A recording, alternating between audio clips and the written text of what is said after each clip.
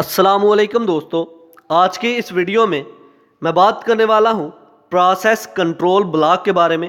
तो बगैर टाइम ज़ाया किए चलिए शुरू करते हैं।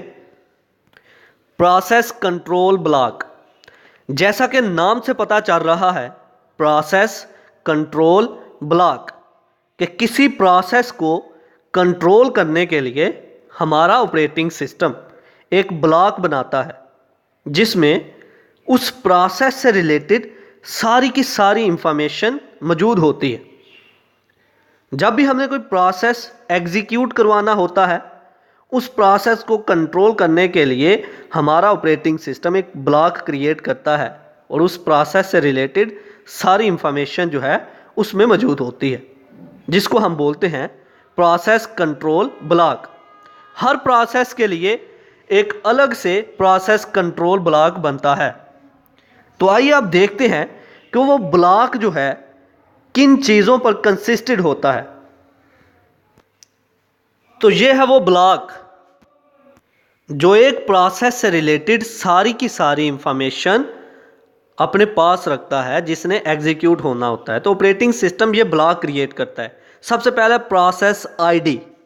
क्या होता है कि हमारे पास बहुत ज़्यादा प्रोसेस है जो कि हमने एग्जीक्यूट करवाने हैं। हमारे सीपीयू के पास बहुत ज़्यादा प्रोसेस है, तो जब उसने एग्जीक्यूट करना है तो उसे पता तो होना चाहिए कि किस प्रोसेस को पहले एग्जीक्यूट करना है। तो इसलिए ऑपरेटिंग सिस्टम क्या करता है, हर प्रोसेस को एक यूनिक आईडी जो है वो असाइन कर देता है। जब वो यूनिक आईडी असाइन करेगा तो पता चलेगा कि हर एक प्रोसेस जो है वो अलग अलग है।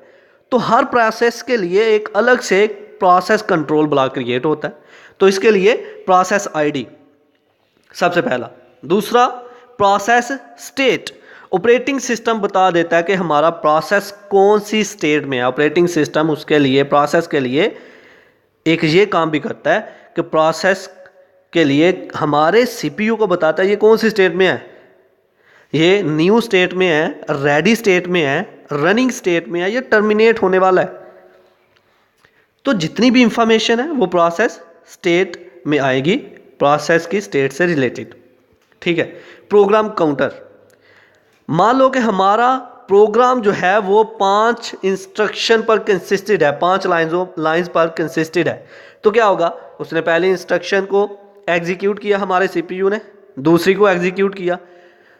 इसी दौरान एक इंटरप्ट आ गया और हमारे सीपीयू ने उसे छोड़ा, इंटरप्ट को प्रोसेस किया और वापस जब आया तो वो प्रोग्राम काउंटर ने उसे बताया कि तुमने 2 लाइंस को एग्जीक्यूट कर लिया था, तो तीसरी लाइन अब करनी है तुमने। तो उसने फिर उस प्रोसेस को तीसरी लाइन से एग्जीक्यूट करना शुरू किया। तो इस प्रोसेस में प्रोग्राम काउंटर ने क्या काम किया कि काउंट करके बताया प्रोसेस की इंस्ट्रक्शन को कि सीपीयू ने 2 इंस्ट्रक्शन एग्जीक्यूट कर ली हुई थी, आगे वाली इंस्ट्रक्शन अब करनी है। तो प्रोग्राम काउंटर क्या काम कर रहा है, प्रोसेस की इंस्ट्रक्शन जो है उनको काउंट कर रहा है और बता रहा है कि कौन सी इंस्ट्रक्शन, जो नेक्स्ट इंस्ट्रक्शन जो है कौन सी एग्जीक्यूट होगी। ओके।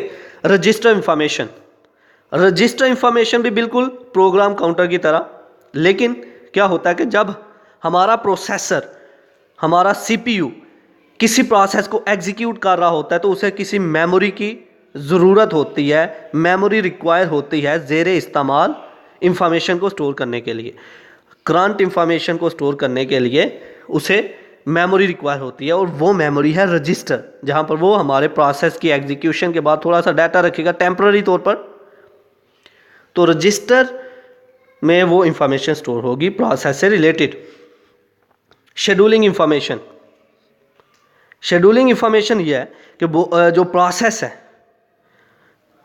और ये प्रोसेस कौन से पहले एग्जीक्यूट होंगे, कौन से बाद में एग्जीक्यूट होंगे, ये सारी की सारी इंफॉर्मेशन शेड्यूलिंग में आ रही है कि सीपीयू को कितना टाइम किस प्रोसेस को पहले देना है और किस प्रोसेस को वेटिंग लिस्ट में डालना है। ये है शेड्यूलिंग कि कौन से प्रोसेस को कितना टाइम देना है, कौन से प्रोसेस ने पहले एग्जीक्यूट होना है, किस प्रोसेस ने वेटिंग लिस्ट में जाना है।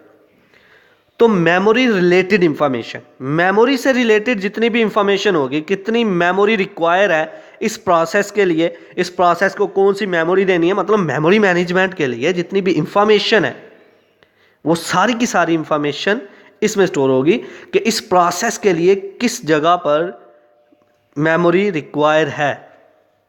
ठीक है, ये हमारा ऑपरेटिंग सिस्टम किसी प्रोसेस के लिए काम कर रहा है, प्रोसेस को आईडी दे रहा है, प्रोसेस को स्टेट दे रहा है, कौन सी स्टेट में तुम प्रोग्राम को काउंट कर रहा है, रजिस्टर इंफॉर्मेशन दे रहा है, शेड्यूलिंग इंफॉर्मेशन दे रहा है, मेमोरी से रिलेटेड इंफॉर्मेशन हो रही है, अकाउंटिंग इंफॉर्मेशन। तो अकाउंटिंग इंफॉर्मेशन में ये आता है कि हमारे प्रोसेस के लिए कितना टाइम जो है वो लगा, कितना टाइम लगा था, कितना टाइम रिक्वायर्ड था इस प्रोसेस के लिए, ये अकाउंटिंग इंफॉर्मेशन में आ रहा है। And status information related to input output devices, मतलब यह कि हमारे प्रोसेस ने जिसने एग्जीक्यूट होना था, क्या उसे किसी इनपुट आउटपुट डिवाइसेस की ज़रूरत पड़ी, क्या उस प्रोसेस के लिए इनपुट आउटपुट डिवाइसेस रिक्वायर थी, वो सारी की सारी इंफॉर्मेशन इसमें मौजूद है। तो हर एक प्रोसेस के लिए बिल्कुल इसी तरह का प्रोसेस कंट्रोल ब्लॉक जो है वो हमारा ऑपरेटिंग सिस्टम क्रिएट करता है। तो आइए अब इसको लफ्जी तौर पर पढ़ते हैं। Point number 1, process control block is a data structure. Process control block एक डाटा स्ट्रक्चर है। Point number 2, it contains all the information for process to be used for controlling its execution. ये सारी की सारी इंफॉर्मेशन मौजूद होती है इस ब्लॉक के अंदर, जो उस प्रोसेस से रिलेटेड जिस प्रोसेस ने एग्जीक्यूट होना होता है। Point number 3, it also contain the information related to the resources allocated to the process। इस प्रोसेस के लिए जितने भी रिसोर्सेज यूज होने होते हैं उनके बारे में भी इस ब्लॉक के अंदर सारी की सारी इंफॉर्मेशन स्टोर होती है।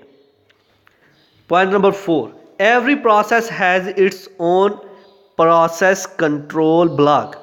हर प्रोसेस का अपना एक प्रोसेस कंट्रोल ब्लॉक होता है जिसको हमारा ऑपरेटिंग सिस्टम क्रिएट करता है। तो ये था आज का हमारा लेक्चर जिसमें हमने बात की प्रोसेस कंट्रोल ब्लॉक के बारे में। आई होप कि आपको मेरी ये वीडियो पसंद आई होगी। Like this video, share this video and comment below this video if you have any question. Thanks for watching. Subscribe focus group. अल्लाह हाफिज़।